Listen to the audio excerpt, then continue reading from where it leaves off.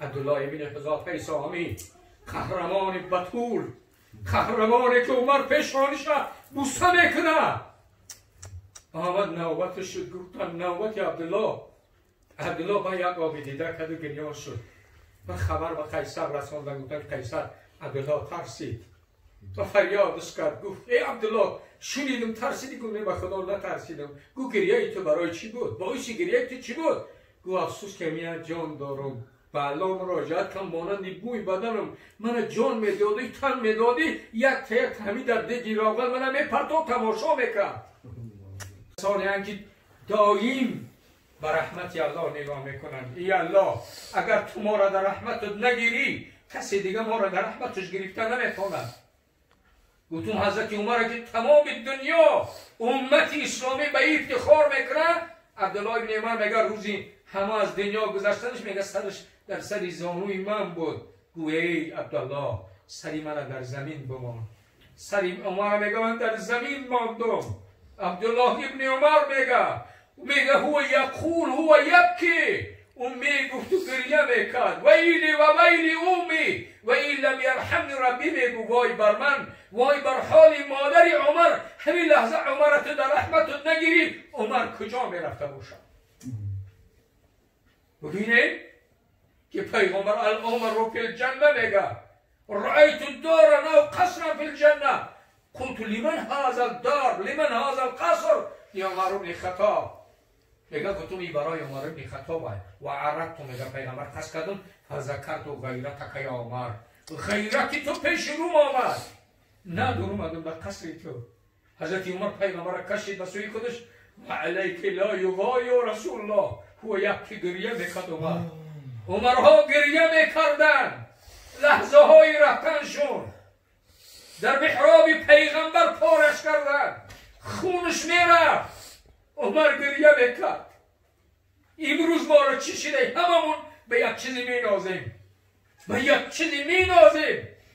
آنها به چیزی نمیناختن، به سوی الله رو آوردگی بودن. عمر که پیغمبر خدا گفت ای عمر بعدی من پیغمبر شدن جایز میشد، هر آینت پیغمبر میشدی. عمر که تمام دنیا در زیر بالهای عمر میلرزید. عمر دستاش در آتش میلاخت، میگوی عمر طاقت این آتش دنیایی را نداری، گریه میکرد. ای عمر میگو عمر پسری خطاب تو آتش دنیایی را طاقت نداری، چرا اینقدر مغرور شدی عمر؟ قیصر کسرا در زیر بال عمر میلرزید. اینکه عمر خصمی برداشت، میگو کاش عمر همین خصمی شدی که حساب کتاب نمیداشتی در روز قیامت. اونا چه شخصیت های بدن؟ آنها شاگردان پیغمبر بدن، آنها مرویاشون پیغمبر بود، آنها جانها و مالهاشون دادن، برایشان یکم قصر یکم دارایی از دنیا نمان. اخلاقی آنها دنیا را امروز پر از نور کرده که هر کسی نباشه پیشش عمر نامه مگذاره. یک خانه یک شخصیت رفتم، یک زنه گفت که با ما تلفن کرد یک آدم کلانش در حکومت کار میکنن و بابای همون دختر کلانش، پدر همون کلانش گفته که همه پسری همه افتگیرن واسه من عمر نام کار. و من هم جشتگی من گفتم که من اطلاعات بیام برای چی؟ گفتم برای چی عمرش نامه؟ برای عمرش نام گذاری کنم. گفت همین حدیث گفت که پیغمبر خدا گفت اگر بعد من اگر پیغمبر اجازت میشد عمر هر آینه پیغمبر بودی عمر. همین سخن خیلی گفتم عمرش نام کن. گفت متاسفانه در خانه ما بسیار عمره. خیلی گفتم عثمانش نام کن. عثمانی که پیغمبر دن نوری دیده شد برای او داد. شخصیت های بدن که اسلام با ما آوردن. ما امروز ما در سر یک سفره در سر یک خانه جمع شدیم. ما را فاصبحتم بنعمت اخوانا. اسلام به سبب اسلام ما را خدا برادر گردان. حضرت عمر تا لحظه های مردنش عبدالله ابن عمر میگه همین را تکرار میکرد ویلی و ویلومی ویلم یرحمنی ربی. میگفت وای بر من، وای بر حال مادری عمر. عمر تو در رحمتت نگیری، عمر کجا میرود؟ امروز ما و شما را مگر الله در رحمتش که نگیره، ما و شما کجا میریم؟ ما و شما کجا میریم؟ برای همین خدا میگه قل لعبادی الذین اسرفوا علی انفسهم لا تقنطوا من رحمت الله ان الله یغفر الذنوب جمیعا انه هو الغفور الرحیم. خدا میگه محمد صلی الله علیه و سلم از جانب من بکی بگو، به بندگان من بگو، به بندگان من که کمبودی کردیم. ما بیگناه نیستیم. خدا شاهد، هیچ کدام ما بیگناه نیستیم. بابامون آدم علیه السلام کمبودی کرد، ما و شما به کمبودیم. همه ما و شما کمبودی داریم برادرای عزیز. همینجا خدا چی میگه؟ بگو به بندگان من محمد صلی الله علیه و سلم اسراف کردن، کمبودی کردن در عمرشان، بگو از رحمت الله ناامید نشوند. ان الله یغفر الذنوب جمیعا انه هو غفور رحیم. خداوند غفور رحیم است. در یک اسرا اسیرها در یک برای برادرمون حاجی کار امردین بیان میکنم برای مهر مادر. همین یک زنی را میگه در اسیرا می آوردن. حضرت عمر این حدیث رو روایت میکنه، میگه اسیرا را می آوردن، هر کودکی را می آورد در آغوش میگرفت همین زن. ناگاه یک کودکی را، کودک شیاخ میگه کودکش گم کردگی بود، همین کودکش گرفت چی؟ در بغلش گرفت، یعنی پیستانش در دهانش ماند. به حضرت پیغمبر اکرم صلی الله علیه و سلم گفت یا عمر گفت اگر همین زن بگه من کودک در آتش پرتای آرازی می شود، گفت چی میگوی یا رسول الله؟ برای کودکش که چه دیوانه کرد. و پیغمبر خدا فوالله گفت ای عمر، الله از همین مادر در به ما مهربان است، ما را در آتش نمی پرتاید. مادر هم مهربان است برادران عزیز، مادر هم مهربان است. من یک قصه برای شما میارم که حجاج عبدالله ابن زبیر را کشت. عبدالله ابن زبیر شخصیت بود که دنیای اسلام را افتخار کرد. در 200,000 ارمیه روم هجوم میکنه به تنهاییش. دنیای اسلام اولین کسی است که پیغمبر اکرم صلی الله علیه و سلم آب دهانش در معده عبدالله ابن زبیر گذاشت. وقتی عبدالله ابن زبیر حجاج که میکشش خبر به اسماء بنت ابوبکر صدیق میرسه. اسماء دختر ابوبکر صدیق میآید، همین خیلی میآید که حجاج کشتگی کشالش کردگی است، کشالش کردگی برای مهر مادر. و میآید و همین تل میگیرش و در آغوش و اسماء گریه میکنه که در همون زمان اسماء 100 سال عمر داشت. برای مهر مادر مهربان است. انسان وقت مادر شهید است میتیه همه چی را دست دادگی است. پیغمبر خدا میگن مادر دروازه جنت است، میقپینش بقپینش، ترکش میکنه ترکش کنه. اسما آمد چنان گریه کرد، در میت قپیدش و گریه کرد. پیش از مردن شم عبدالله ابن زبیر آمد پیش اسما گفتی مادر همه ترکم کردن، هیچ کنه در پهلوی من بمانه. گویی عبدالله همین دل در چیه؟ دلم در الله های، یکم هدف دیگر نداره گونه، هدف دنیایی نداره گونه. گفت با کار دیدامه بکی. گفت مادر من میکشم بسله میکنن، گوشو بونی من میبرم. گفت بچم کشکارا که کشتن دیگه فهم نداره که او را چکارش میکنه صاحب شاخی. تو در هنی عقیدت استواری؟ استوار مادر. گوی ادامه بده تا درجه رفع شهادت ده ادامه بده، کارت ادامه بده. این قواگردی نداره اینا. در حقی اینک علی الحق. گو تو در حقی؟ گو نعم یا وی گو در حقم. گو این میار مرد بر پیرها شناخته نمیشه، با واسطه حق شناختش میشه. گو با کار ادامه بده.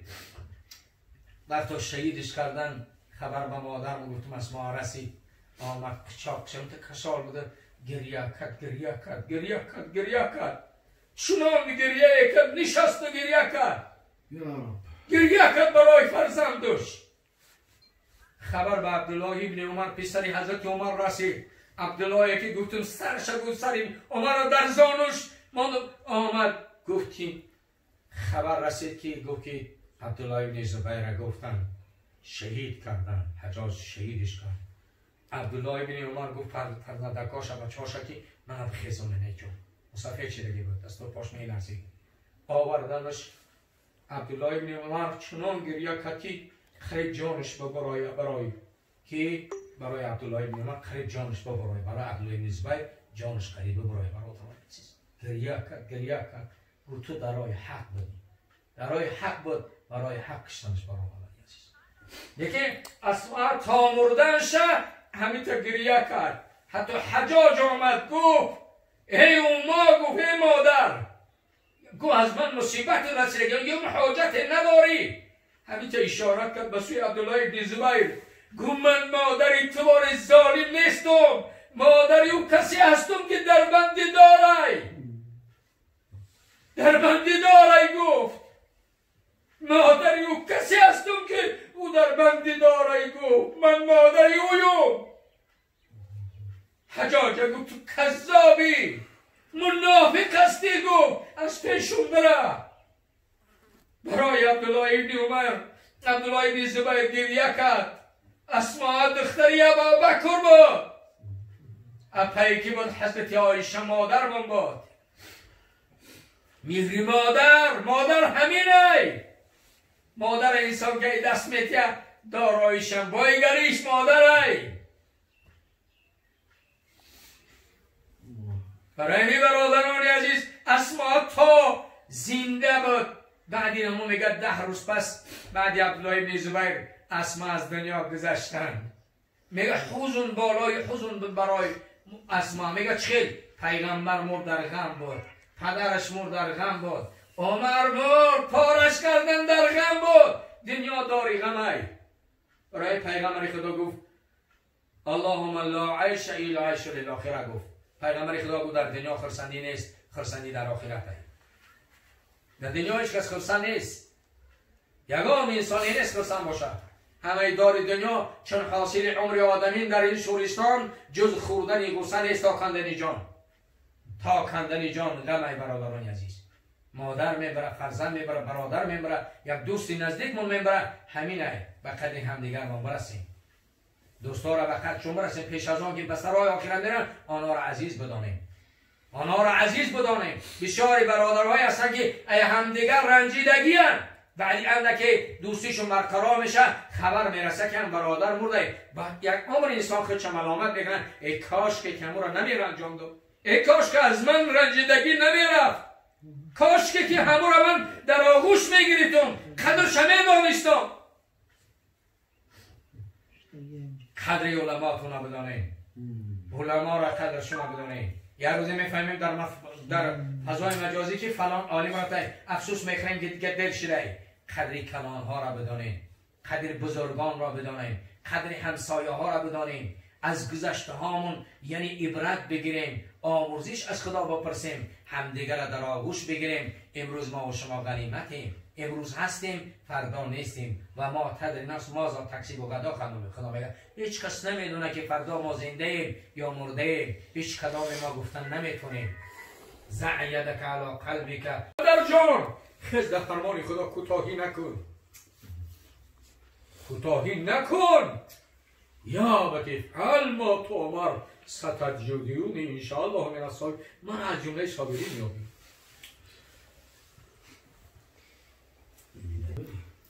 برای یک رحمت شد یه رحمت شد 99 رحمت دیگر در جنت ایبرد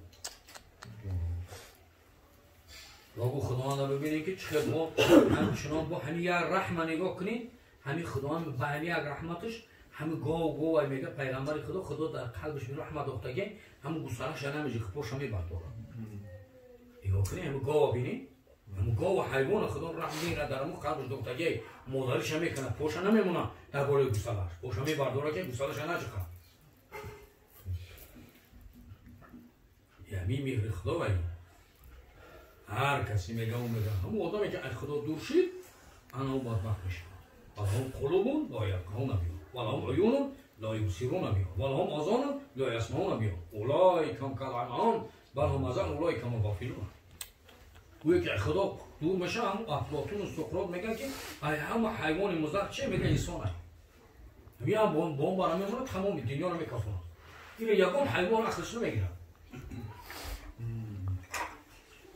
انسان همین نگاه میکنیم ولقد ارسلنا رسولنا بالبین و انزلنا معهم الکتاب والمیزان لیحکم الناس بالقسط میگه خدا من میگم همه پیغمبرا رو فرستادم براشون بیانات آوردم فرستادم برای چی تا که مردم در عدالت واقعی زندگی همین پیغمبرا رو برای چی خدا فرستاد برای مردم در حیات واقعی زندگی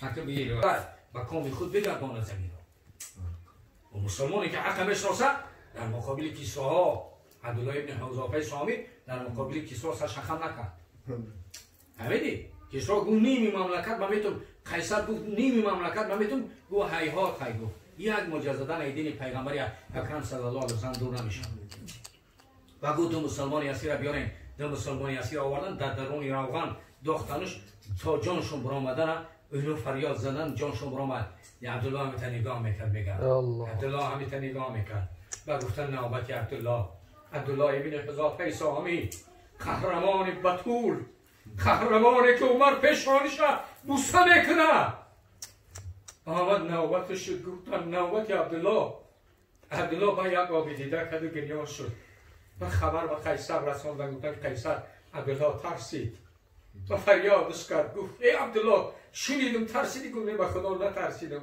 گفت گریه تو برای چی بود باعث گریه تو چی بود گفت افسوس که من جان دارم به الله مراجعت کنم مانند بوی بدنم من جان میدادی تن میدادی یک تا همین در دیگی راغل من میپرد و تماشا میکرد مبهوت ماند قیصر همین تا نگاهش کرد ای عبدالله گفت همین برای همین گریه میکنم گفت من گریه دیگر ندارم که پیش تو من سرم خم کنم من میگم بجا قیصر گفت که خی پیشانی من بوسه کن آزادت میکنم گفت نه با اون خاطر پیشانی که بوسه میکنم که برادرای مسلمان آزاد کنی برادرای مسلمان من برای خودم نه گفت پیشانی من بوسه کن آزادت میکنم بعد میگه قشاقش گرفتم خدایا گفتم در دین من ضرر نداره این کار به خاطر برادران کرده است به خاطر خودم نه من میگم بخیر میگه بوسش کردن بعد مسلمانان رو آزاد کرد من میگم امام زمان خلافت حضرت عمر بود حضرت عمر بود لما تأخرت یا عبدالله تأخیر کردی و علت بیان کردن به حضرت عمر خست گوی بطوله قهرمان پیشانیش خیلی بوسه کرد اولی کسی پیشانی من بوسه کرد عمر بود میگه عمر پیشانی مرا بوسه کرد میگه تمامی اصحاب پیشانی مرا بوسه کردن برای همین اقبال میگه مسلمانی که داند رمز دین را نشاید پیش غیر دین جمین را اگر گردون به کام او نگردد به کام خود بگرداند زمین را برای کسانی بودن که قیصرها و روم در پیش پاشون میلرزید میگه من عبدالله ابن حذافه سامی میگه که من به افتخار میکنم که دو ظالم دو پادشاه ظالم من حق رسول میگیم یکی کسرا را یکی قیصر حق رسول میگیم اینا قهرمانان بودن اینا ستارگان درخشان اسلام بودن اینا کسانی بودن پرچم های اسلام در دستاشون گرفتن دستاشون بریدن به دستاشون پرچم های اسلام خریدن اینا دین نصرت رسانیدن پیغمبر دست در شانه صحابمون و روحک فی السما و ذکرک فی الارض اگر روح شما هم در آسمان بره نامهای شما تا قیامت در زمین باقی میماند امروز تا قیامت نام اینا زنده اینا کسانی عبدالله را بخواند قصه‌ش نمیتونی دیگه کم در ایمان داشته باشی آنها نه حال گفتن نه دنیا گفتن رضای همه الله را انتخاب کردن به مقصدهای حالشون رسیدن همین برادران عزیز واقعیت در همین است حیات همین است باید بدانیم که این حیات در دست ما نیست والذی نفس محمد بیدیه قسم با ذاتی که جان محمد در دست اوست جان همه ما و شما در قبضه الله همین ساعت که ما بگیرمون و دیگه هم کسی نیست که ما را برقرار کنه نه طبیب نه دکترای نه ملاهای نه ایشان نه اولیاش که نمیتونه همون حضرت جانی ما را بگیره و انتم حینئذ تنظرون میگه خدا در حال بدن نگاه میکنیم ای تو ای دست جوان کاری نمیاد یکم کاری نمیاد مادر عزیز نگاهش میکنیم همین تو جان به جانان رو تسلیم میکنیم تماشاش میکنیم چیکار کرده میتونیم چی فرزند تای پیغمبر ابراهیم هم تبرداشت گریه کرد عبدالرحمن ابن عوف و انت یا رسول الله تا هم گریه میکنی گو منم گریه میکنم برای ابراهیم 6 ماه بود و ابراهیم الحق به مرد سال اسمان ابن مزونی گفت به مرد اسمان ابن مزونی پیوست شد پیغمبر گریه میکن او تو را در جنت چی دیدنده هایی هستن که ابراهیم ترشیده میدید یه دست ما شما چی میگی چی برای این برادرای عزیز در هر جای باشین به الله باشین هر جای در باشین به الله باشین به هیچ که نباشین به همین الله باشین پیروزی نگه که ما ایمون نه هم قطعی ما و شما هست نیت و بستگی دار نیت و بستگی خیلی مشکلی که ما الله را یادآوری کنیم الله ما و شما را یادآوری میکنه ابی بن کعب یک از کاریان مشهور زمان پیغمبر بود پیغمبر خدا گوی و با یا بشارت دتیون گو بله یا رسول الله گو الله نام تگری گو چه نام گری گو نام ختم گری نام پدر تام گری ابی بن کعب گفت ابی بن کعب گریان شد الله نام مرا گریب گفت نام تگریب الله گفت خود یا رئیس نام ما را بگیره نکرتمون نمیکن جین الله نام تا بگیره ای بنده خدا الله نام تا بگیره افتخار نیست افتخاره این محفل افتخاریه